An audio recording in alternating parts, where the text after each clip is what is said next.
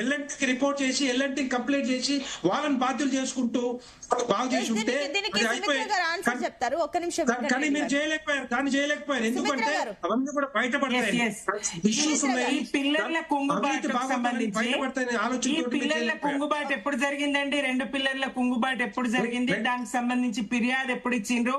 భారీ శబ్దంతో ఎన్నికలకు ముందు కదా. మీరు తప్పుదోవ పట్టియద్దండి వెంకటరెడ్డి గారు. మీరు నిబద్ధతతో ఉంటాం, నిజాయితీతో ఉంటాం. ఏదండి పొంగులేటి ఇంటి మీద 16 చోట్ల ఒక్కటేసారి దాడి జరిగింది. దానికి సంబంధించి సరే అంశాన్ని పక్కన పెడదాం. కుంగిపోయింది కానీ 2020లో హెచ్చరించినా మీరు పట్టించుకోలేదు. మీరు అప్పుడే చర్యలు తీసుకుంటే కుంగేది కాదు కదా అని చెప్పేసి పాయింట్. లేదండి, దీనికి సంబంధించి ఏ మేరకు పనిచేయాలో ఆ మేరకు కేసీఆర్ గారు పని చేసి ఫలితాలను రాబట్టగలిగినరు. ఇందాక లక్ష్మీనారాయణ గారు ఇంజనీర్లు అని చెప్తా ఉన్నారు. ఆయన పార్టీ ప్రతినిధిగా కాంగ్రెస్ బీజేపీలో ఉమ్మడి ప్రతినిధిగా మాట్లాడుతూ ఉన్నారు. 2004లోనే ప్రాజెక్టుల నిర్మాణం పూర్తయిపోయిందని చెప్తారు. నేను ఒకటే ప్రశ్న అడిగిన, గోదావరి మీద పూర్తయిన ప్రాజెక్ట్ ఒక్కటి చెప్పండి అని. ఎక్కడ పూర్తయింది? తుమ్మిడిహట్టి దగ్గర నీటి లభ్యత ఎంత? అట్లాగే ప్రాణహిత చేవేళ్ల పనులు ఎక్కడ ప్రారంభించారు? ప్రాణహిత చేవేళ్ల నేను అప్పుడే చెప్పలేదు సమాధానం. నేను అప్పుడే అడిగిన ప్రాణహిత చేవేళ్ల మీద పనులు ఎక్కడ ప్రారంభించారు? టైలెండ్ నుంచి పనిచేస్తారా? టైలెండ్ నుంచి పనిచేస్తారా మీరు? ఇంకొకటి, ప్రాజెక్ట్ లో అంచనా వ్యయాలు దేశవ్యాప్తంగా లక్ష్మీనారాయణ గారు ఆగండి. మీరు మీరు ఆగండి. మీరు ఎక్కడ మొదలు పెట్టిండ్రు? ఎక్కడ పనులు మొదలు పెట్టిండ్రు? టైలెండ్ నుంచి పనులు మొదలు పెడతారా మీరు? టైలెండ్ నుంచి పనులు మొదలు పెడతారా? ఒకటి, దేశవ్యాప్తంగా ప్రాజెక్టుల నిర్మాణంలో అంచనా వ్యయాలు పెరగకుండా ఏదన్నా జరిగిందా? మీరే ఇళ్ల ఉదాహరణ చెప్తా ఉన్నారు. ఏ ఇల్లన్నా అంచనా వ్యయంలో పూర్తయిన ఇల్లు చూపిస్తారా? తప్పకుండా అంచనా వ్యయాలు పెరుగుతాయి. పని చేసి చూపించడం సమర్థవంతంగా కేసీఆర్ గారు, నిపుణుల అభిప్రాయాలు. శ్రీధర్ రావు దేశపాండే లాంటి వాళ్ళు కాళేశ్వరం పుస్తకం ఒకసారి చదవండి. మీరు దాని ప్రయోజనాలు ఏంటో మీకు తెలుస్తాయి, బహుళ ప్రయోజనాలు ఏంటో మీకు తెలుస్తాయి. ఇవాళ ఒక్క 40 కుటుంబాలు ఉన్న అపార్ట్మెంట్ కు 1,50,000 ట్యాంకర్లకు పెట్టాల్సి వచ్చింది. మీరు లెక్క పెడతారా? మీరు ప్రయోజనాలు చూడాలి కానీ తాగునీరు మానేస్తారా? స్నానం చేయడం మానేస్తారా? ఖర్చు పెరిగిందని ప్రయోజనాలు మానేస్తారా? ఎట్లా తేగలుగుతారు? ఇది బీఆర్ఎస్ ను, కేసీఆర్ గారి ప్రభుత్వాన్ని బద్నాం చేసే తెలంగాణ ద్రోహుల కుట్ర. కాళేశ్వరం విషయంలో జరుగుతున్నటువంటి దుష్ప్రచారము తెలంగాణ ద్రోహులకు తొత్తులు, ఆంధ్ర బాబుకు తొత్తులు. ఒక్క ప్రాజెక్ట్ నిర్మాణం, గోదావరి మీద ఒక్క ప్రాజెక్ట్ నిర్మాణం పూర్తి చేస్తే గద్దర్ ఎందుకు ఏడుస్తాడు?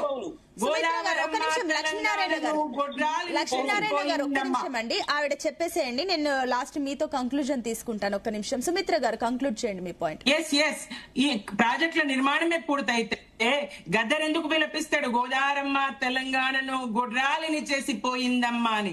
అదే జిల్లాకు చెందిన తల్లావజ్జల తలాపున పారుతుంది గోదావరి, మాసేను మాసెలుక ఎడారి అని ఎందుకు విలపిస్తాడు? ఇప్పుడు ఆంధ్రాకు నీళ్లు మళ్లించడానికి మీరు ఈ మేడిగడ్డలో కన్నెపల్లి పంప్ హౌస్లను పరిశీలించకుండా, కనీసం వాటిని ప్రారంభించకుండా తెలంగాణ రైతుల నోట మట్టి కొట్టడానికే తప్ప, ఇసుక తరలింపుకే తప్ప ఇంకొకటి కాదనేది స్పష్టం కాదా? ఈ ఇసుక లారీల చూడండి, ఈ ఇసుక లారీల వరుసలు చూడండి, ఎక్కడికి పోతున్నాయి, ఏం జరుగుతుంది? నీళ్లు లేవని చెప్తారు. ఈ నీళ్ళని చూడండి ఎందుకు ఎత్తిపోయా కూడా, ఎందుకు పరీక్షించకూడదు? మినిమం ఒక్క టీఎంసీ ఎత్తిపోసి చూడండి, ఏం జరుగుతుందో చూడండి. ఇది ఖర్చుతో కూడుకున్నది కాదు, వ్యవసాయాన్ని వృద్ధి చేయడం. కరెంటుతో, బోరు బావులతో వ్యవసాయాలు ఉన్నాయి. మరి ఆ రోజు కరెంటు బిల్లు వసూలు చేసిండ్రు, ఇప్పుడు డిస్కంలను కాంగ్రెస్ పెట్టాలని చూస్తుంది. రైతు పంట పండించగలుగుతాడా? ఖర్చు రైతు స్వయంగా భరించి పంట పండించగలుగుతాడా ఆ కరెంటును? అట్లా అని పస్తులుందామా? పంటలు పండొద్దా?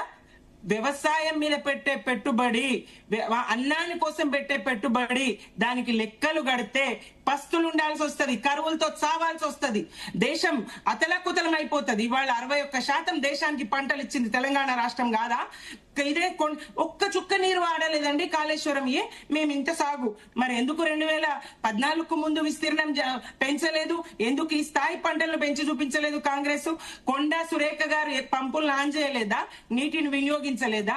ఇదే రేవంత్ రెడ్డి గారు మూసి ప్రక్షాళన ఏ నీళ్లతో చేస్తా అని చెప్తున్నారు? గోదావరి నీళ్లే కాదా? ఇదే మరి గంధమల్లకి ఎట్లా శంకుస్థాపన చేసిండ్రు? గోదావరి నీళ్లతోనే కాదా? వీళ్ళు అసంపూర్తిగా పెట్టినటువంటి ఎల్లంపల్లిని బీఆర్ఎస్ గా మేము పూర్తి చేయలేదా? ఒక్క ఎస్ఎల్బిసి సొరంగాన్ని 100 మీటర్లు దవ్వలేని అసమర్థులు కక్కుర్తి రాయలు వీళ్ళ మాట్లాడేది. ఇంకోటి ఎన్డీఎస్ఏ, సునీత గారు, ఎన్డీఎస్ఏ కేవలం మరి ఇక్కడికే ఎందుకు వస్తది? ఎన్నికల ముందర ఎందుకు ఆగమేఘాల మీద సాయిల్ టెస్ట్ చేయకుండా రిపోర్టులు ఇస్తది? ఎందుకు రిపోర్టులు ఇస్తది?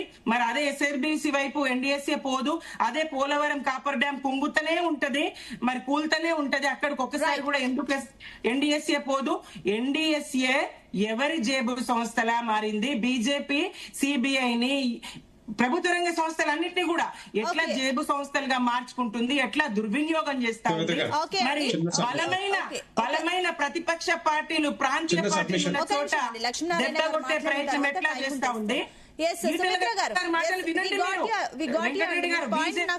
ఎంపీ లక్ష్మీనారాయణ గారు 1 minute ఉంది, ప్లీజ్ కంక్లూడ్ అండి. సో దీనికి సొల్యూషన్ ప్లీజ్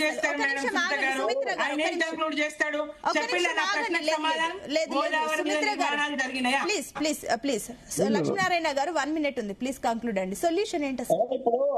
ఇప్పుడు అవన్నీ ఇప్పుడు ప్రాణాయిత చేయాల కాలుష్యం గురించి అంశాలు చెప్పిన, ఇప్పుడు 1,00,000 క్యూసెక్స్ల నీళ్లు అంటే డేలో ఒక 700 TMC నీళ్లు మేడిగడ్డ కన్నెపల్లి పంపు నుంచి రివర్ లో పాస్ అవుతున్నాయి నీళ్లు. నేను 6వ తారీఖు నాడే నేను చూసి వచ్చిన, మొన్ననే చూసి వచ్చినాను. అంటే ఏ మేరకు నీళ్లు రివర్ లో పాస్ అవుతున్నాయో ఆ మేరకు అంటే మేడిగడ్డ దగ్గర గేట్లన్నీ ఓపెన్ చేసి పెట్టారు, ఐజిటీస్ ఓపెన్ చేసి పెట్టారు. ఆ ఓపెన్ చేసిన పొజిషన్లోనే రివర్ లో పోయే నీళ్లను ఏ మేరకు డైవర్ట్ అవుతాయో ఆ మేరకు కన్నెపల్లి పంపు నుంచి లిఫ్ట్ చేయాల్సిన అవసరం ఉంది. ఎందుకంటే ఈసారి ఎలినా పరిస్థితి ఉంది, వర్షాభావం ఉంది కాబట్టి మన త్రాగునీరుకైనా లిఫ్ట్ చేసి మన రిజర్వాయర్ లో స్టోర్ చేసుకోవాల్సిన అవసరం ఉంది. నేను అది కూడా చెప్తున్నా. ఎందుకంటే రివర్ లో వెళ్ళిపోతున్న నీళ్లు ఏ మేరకు నీళ్లు డైవర్ట్ అవుతాయో ఆ మేరకు కన్నెపల్లి పంపు